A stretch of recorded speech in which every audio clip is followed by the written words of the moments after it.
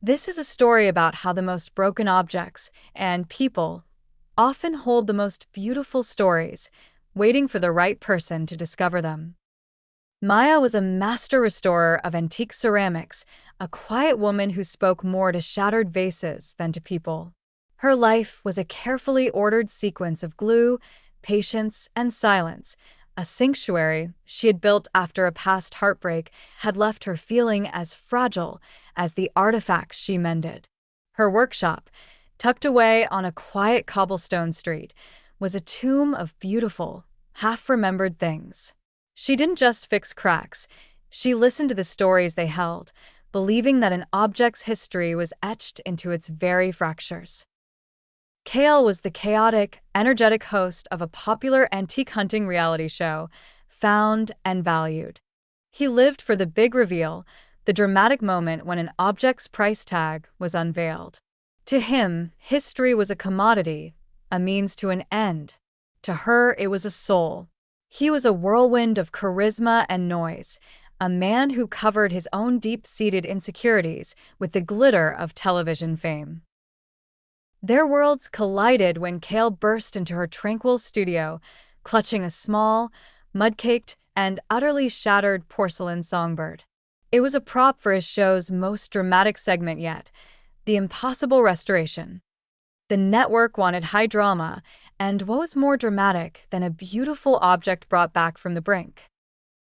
"This is not restoration, it's archaeology," Maya stated flatly, examining the dozens of fragments in his hands.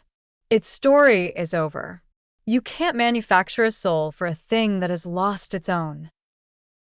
"Exactly why you're perfect for it," Kael grinned, a challenge in his eyes that masked a flicker of genuine desperation. "The show's ratings were slipping. Your job is to give it a new one. The most beautiful story yet." What was supposed to be a one-day filming turned into a week, then two. Kael, forced to wait by Maya's meticulous process, initially filled the sacred silence of her workshop with relentless energy. He talked about ratings, network executives, and market trends. Maya worked, her hands steady and sure, a silent rebuke to his frenzy. She didn't just glue. She studied the unique contour of each break, the way the glaze had aged, the faintest trace of gilding on a single fragment. Frustrated by her impervious calm, he finally asked, "Why do you even do this? No one will ever know. No one will ever see if one piece is a millimeter off. The camera won't pick it up." She held up a tiny shard to the light. "Because every crack is part of its life," she said, her voice barely a whisper, yet filling the entire room. "To erase them is to erase its truth. I don't hide the damage. I honor it." She looked directly at him, and for the first time, he felt truly seen, not as a TV personality, but as a person. "It's what makes it unique, not its price." Her words struck a chord he didn't know he had, resonating in a hollow space he'd long ignored. He started watching her really watch her. He saw the profound reverence in her touch, the way she didn't just see a broken thing, but a survivor. He began to see the painful parallels in his own life, how he papered over his own cracks and failures with loudness and bravado, never daring to examine them. Slowly, almost imperceptibly, he started helping. At first, he was clumsy, his large hands fumbling with the delicate fragments. But she taught him. She showed him the patience required to hold two pieces together, perfectly still, until the bond set. She explained how the right pressure could create an unbreakable seal, while too much would cause more damage. In the quiet of the studio, away from cameras and the pressure to perform, his own frantic energy began to settle, like dust in a sunbeam. He found himself sharing things he'd never told anyone, his fear of being exposed as a fraud, his father's disappointment that he hadn't pursued a serious career, the loneliness that came with being constantly surrounded by people who only saw his on-screen persona. Maya, in turn, found her own voice reawakening, coaxed out by his genuine, unscripted curiosity. She told him about the history of the glazes, the secret language of porcelain marks, the stories she imagined for the objects, a lover's gift, a family heirloom, a token of loss. She found herself smiling at his terrible jokes, then laughing, the sound foreign and wonderful in her quiet workshop. The studio was no longer silent. It was filled with a new, comfortable harmony, a duet between his emerging vulnerability and her rediscovered voice. The day of the big reveal arrived. The cameras were rolling, the lights were bright. Kael presented the restored songbird to the appraiser with a flourish that felt suddenly hollow. The bird was whole, yet it was not the same.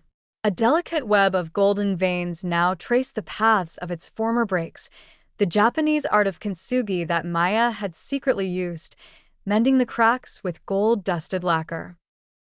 The value, the appraiser began, and the studio held its breath, isn't in the porcelain. It's in the restoration. This is art.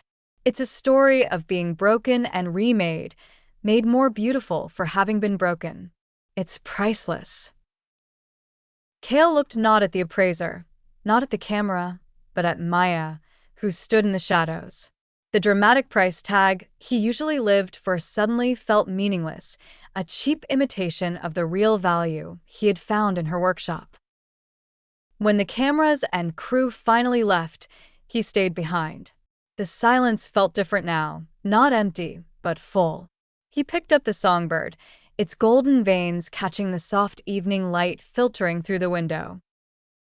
"You were right," he said, his voice uncharacteristically soft, stripped of all performance. "You didn't just restore it. You gave it a new story, a better one." He took a deep breath, his heart pounding a rhythm more real than any television drama. "Can you do that for people too?" Maya smiled, a genuine, unguarded smile that reached her eyes and lit up her entire face. She walked over to him and placed her hand over his, the one that held the golden repaired bird. "I think," she whispered, her voice steady and clear, "that's something we have to do for each other." In the end, he didn't find a priceless antique in her studio. He found something far more valuable, a quiet strength that taught him that true worth isn't found in a price tag, but in the quiet courage it takes to embrace your own cracks and to lovingly, patiently tend to the cracks in someone else's soul.